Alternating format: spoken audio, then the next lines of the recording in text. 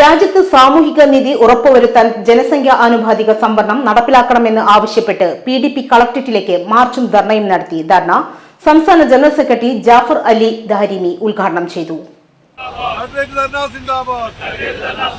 തുല്യനീതി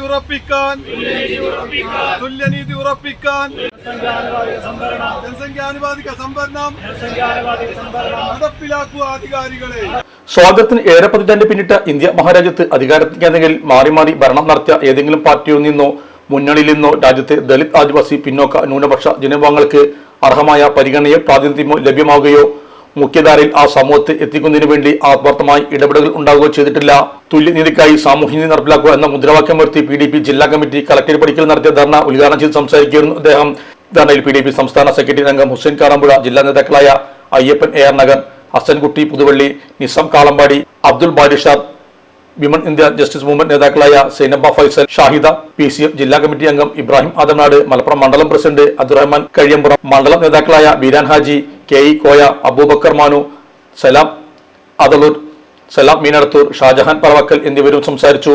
ജില്ലാ working president Zakir Parappanangadi അധ്യക്ഷനായ ധർണാ സമരത്തിൽ ജില്ലാ സെക്രട്ടറി ഷാഹിർ മൊറയൂർ സ്വാഗതവും ജില്ലാ ജോയിന്റ് സെക്രട്ടറി നിസാം കാളമ്പാടി നന്ദിയും പറഞ്ഞു. Sahara golden diamonds, Kottappadi, Malappuram. Phone 9744 912 916.